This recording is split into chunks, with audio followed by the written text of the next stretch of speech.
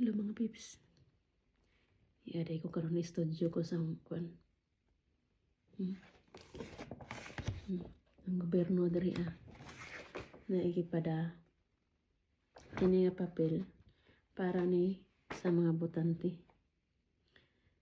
nga na sila panukala ba gustong ipatupad sa buong bansa niya diri So nakabutang diri nakabutang para tanan botante, ikaw botante for example,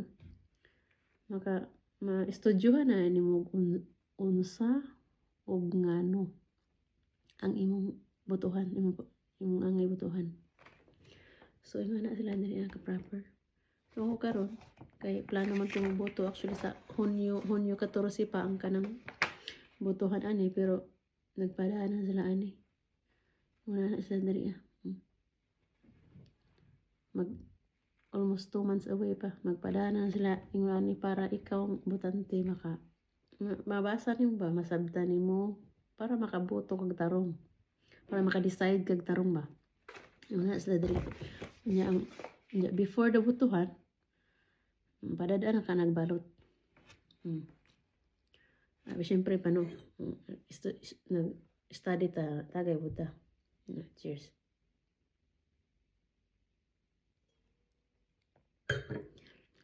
So ang pinag-uusapan ani ang panukalang gusto nilang ipatupad. I mean naay mga politiko nga gustong isulong ang here's the topic. Ang topic ani is dapat gusto nilang ipanukala ang 10 million nga citizenry. Kumbaga gusto nila na mga politiko nga gusto nga pag moabot gani ang mga kanang mga citizen rin ba Swiss citizen og 10 million ko parang diha ako to kay gamay ra may bansa na rin unya ang nagpadaan ni is ang mga against ang kanang di pabor ani nga panukala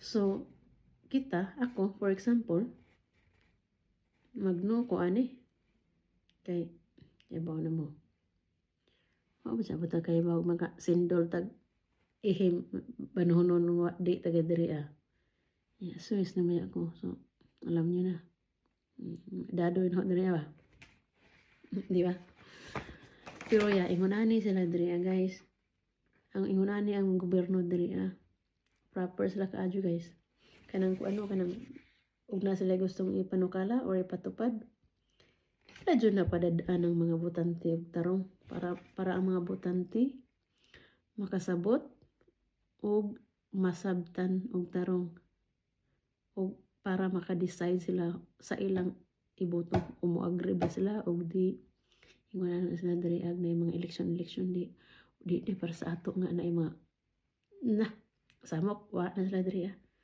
wa po'y palitay og boto diri kay padadaan na lagi ka. Kaya kami tanan mga botante diri padadaan ra mo sa mailbox. Boto ra kag anak nimo, boto ra ka, imo ra pud ipadari tog balik sa nila. So inguna na ra diri So ang mga kuan diri guys ay bago po mga pipsubon say basihan sa mga botante diri para pumili ng leaders. Lamin na sa mga high positions. Grabe, makasanaol ka. High kayo lang mga standards. Yung mga tao, baya po dali kay mga may pinag-aralan bisa po. So, syempre mga matitino sila. Malamang matitino ng ilang piliun.